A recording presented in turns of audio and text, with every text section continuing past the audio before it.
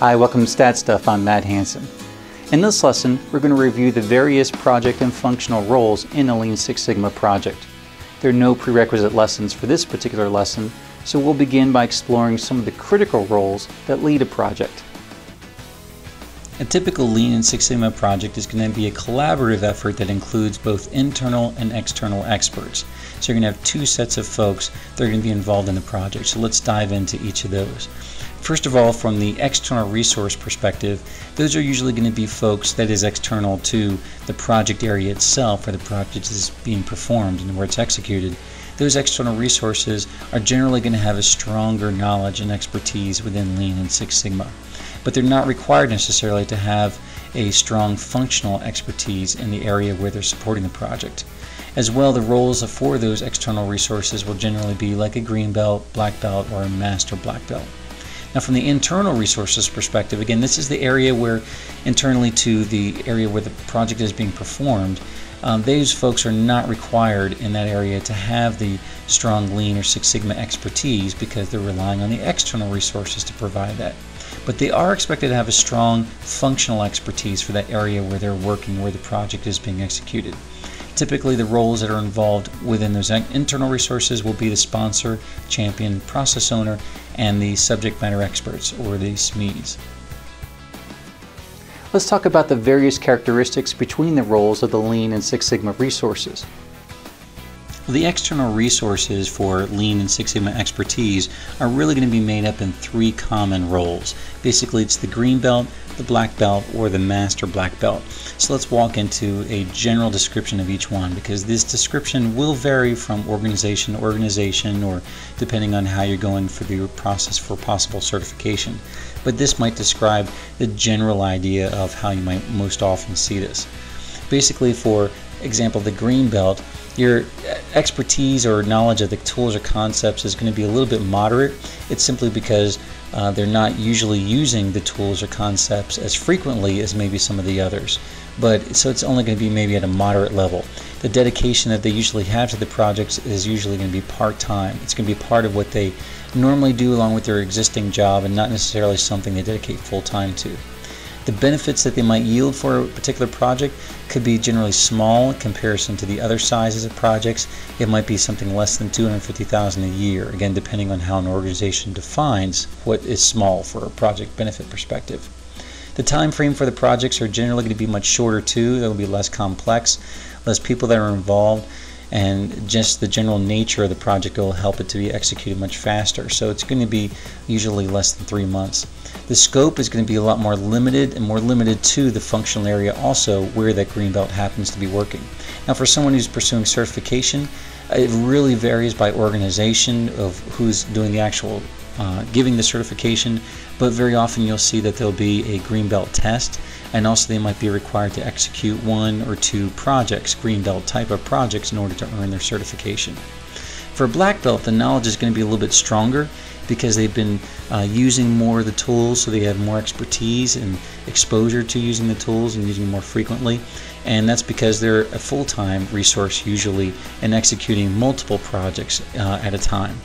That means the projects are also going to be a little bit larger in their scale and their scope, and the benefits are going to be larger as well, like maybe over $250,000 or more. It's very often can be into the millions as well. The time frame for the projects are going to be much longer though, about 3 to 6 months, because it's going to be more complex with more stakeholders and the bigger team that's usually involved.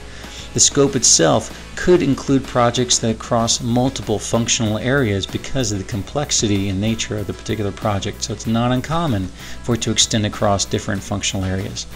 For someone who's pursuing certification, again, it's going to vary by organization, but typically they'll require some test at a black belt level, and usually the execution of at least 2 black belt projects, or some proof that they executed a couple of black belt projects. And for the master black belt level, this is probably the grayest in defining what it is, because it's not as common that you see this type of role that's out there, but they're going to have a much stronger knowledge and the expertise and the tools and concepts of Lean and Six Sigma. And they're also going to be very much so a full-time dedicated resource to filling that role. If they're managing a project themselves, usually the project is going to be very larger and much larger in nature, and there's generally going to be multiple projects that they're managing simultaneously. The projects are going to be a little bit longer, just like with the black belt, at 3 to 6 months. And typically you'll see that the master black belt is someone who manages the other black belts or green belts, or maybe they lead a training program themselves and training other folks in the methods and tools of Lean and Six Sigma. And the type of certification is going to vary even more across the different organizations, because there's not many organizations that even offer the master black belt type of certification. But for those that do, again, that's really going to vary depending on the sponsorship that's involved.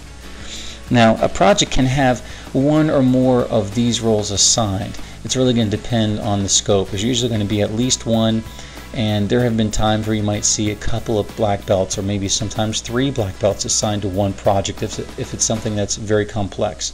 Or you might have a black belt or green belt associated with a project, and then you might have the next layer, higher layer, also assigned to them as an additional mentoring resource. For example, you could have a green belt project led by a green belt, but they might have a black belt assigned to them to help provide the mentoring support. Or likewise, you might have a black belt project led by a black belt, but again assigned to a master black belt for a mentoring resource. So in many ways, a lot of these resources are going to serve as consultants or change leaders for the business, not just change agents, but people who actually lead change in the organization. Now, the definition and certification that's a part of these different roles, again, are going to have a lot of variation depending on the organization or whatever company is actually doing the certification itself. Now, there are some organizations that do create other types of roles, like a white belt, yellow belt, or other kinds of rainbow colored belts. But it's not going to be very common that you're going to see that, and usually they're going to be something that's much lower in the qualifications or requirements for attaining whatever that level of belt is. It's usually going to include some more basic level of training, some general exposure, but they don't have a strong demonstration and application of the different tools and concepts. For the most part, though, my recommendation is that you stick with green belt, black belt, or master black belt if you are going to pursue certification. Any other type of belt that you're pursuing, no matter what the other colors are, then be prepared to explain what that means if you're pursuing some career advancement. For the most part, green belt, black belt, master black belt are generally understood and the most common. The other colors you're just not going to see as often. So although those could be nice to have within an organization, career advancement that you might see within your own organization that already recognizes those different colored belts. But if you're going outside that organization, then you would at least at a minimum want to pursue the green, black, or master black belt level. Now let's explore the various characteristics between the roles of the functional resources. Now, for the area where the project is actually going to be executed, that's the internal area, that is. That particular area, you're going to have 4 common roles that you'll see. Here are the 4 different common roles, and we'll again address these one column at a time for each role. So typically the one that you would see at the highest level would be the sponsor. That's someone that's at the executive level, like a VP or director level. Any communication you have with the person at that level is going to be very infrequent. It might be twice, once at the beginning of the project and one at the end of the project, or maybe once at each phase as you progress through, like a typical DMAIC type of project. Sometimes sponsors can get very involved and want to be very involved, so you might communicate with them more frequently, but my recommendation is don't expect to communicate with them but maybe at least 2, 3, or 2 to 5 times throughout the duration of the project. The ownership, they're the ones who actually own the project itself. They own at least all the processes associated with it. They own all the impacts that it might have across the different departments. So they are where the buck stops in terms of that particular project. They're the ones who have the final decision in whatever resources are provided. If there are any roadblocks that are encountered that you need to have removed, they're that ultimate resource that answers those things that you need and gets you what you need in order to be successful in your project. Usually beneath that person, you'll have the champion at a mid-level. That might be the director or manager level. Generally, the communication is going to be a little bit more frequent, where you might speak with them maybe once every couple of weeks or maybe once a month, depending on the complexity and duration of the project and how involved you need them to be. They're also someone who has the control over the process, and they control all the effects and impacts within the department itself where the project is being executed. They're going to be a strong decision maker. They're going to be the person who's going to get you all the different resources that you need to get it done. Also very helpful in removing roadblocks. Again, they're just going to be at a level that's just beneath that sponsor level. Next, you're going to have a little lower level. Beneath that champion is going to be the process owner. That's typically going to be like a manager, supervisor, or possibly a lead. It's somebody who is in some sort of leadership role typically, but it's going to be someone who's beneath that champion. The communication we'd have with that type of person is going to be much more frequent, at least maybe once or twice a week. You want to keep this person very much engaged in full agreement with the progress and direction for the project, because this is the person who understands a lot of the details and will help get you what you need to make sure it gets done. They have direct ownership and accountability and responsibility for the process. So you want to make sure that process owner is fully bought in with whatever changes you need to make or how you approach the analysis, all those things, and the progress for the project. You need to get that process owner on your team. And they're the ones who help drive that. They're the ones who are actually executing the elimination of any roadblocks that the champion or sponsor tries to help also remove. So this is a key person you want to get involved with your project. Finally, the last role might be a subject matter expert, which might be one or more folks that you have involved in the team. They're not expected to be someone who's in leadership, and the communication you have with them is really going to be ad hoc, so it really depends on when you need them and how often you need them. They're generally going to be in some sort of support role. They're going to be a person who collects the data for you, or a person who has a certain piece of responsibility within the process that you need to talk to on a periodic basis, or as the need arises for that particular area of the process that they might have ownership of or have some better expertise in. So that there's still critical people, but they're not someone who understands or usually is involved in the bigger picture. They usually have some responsibility in certain pieces of the overall process. So the recommendation is, again, that you try to keep them engaged, keep them involved, but just understand they're not going to have the same level of ownership and understanding and responsibility as the other three levels.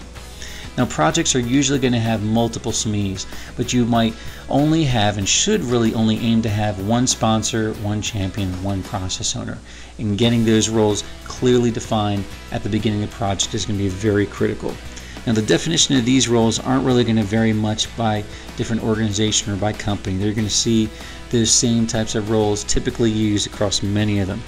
Some organizations, though, have actual formal certification process for a sponsor or for the champion roles. It's not too often that you see that, but that is something to be aware of, that they have those kinds of certifications available sometimes.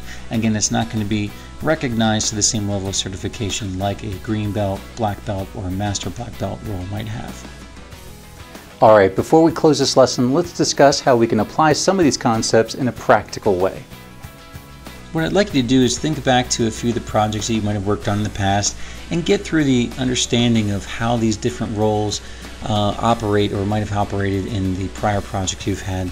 And so I would ask yourself, if those were Lean or Six Sigma projects that you had executed in the past, who was it that filled the Lean and Six Sigma roles on each of those projects? That is, did you have a green belt or a black belt or a master black belt at all in any of those projects? Not necessarily that you were the person, but if you were a part of those types of projects, maybe there was some other person who filled that role.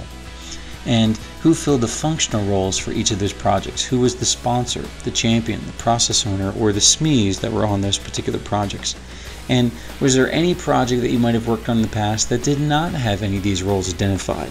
And if they didn't have any identified, then how did the lack of having that role actually affect the progress or maybe the results of the project? In other words, if you didn't have a particular sponsor for a particular project, the lack of having that sponsor might have prohibited you from getting certain roadblocks removed, or might have delayed the outcome for certain decisions, or getting some of the buy-in that you needed, or maybe making whatever changes you were necessary in the process.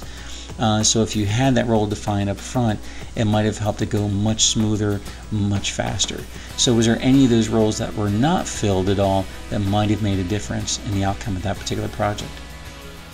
Well, that wraps up this lesson. Check out StatStuff.com for many more resources that can help you achieve powerful results. I'm Matt Hansen. Thanks for watching.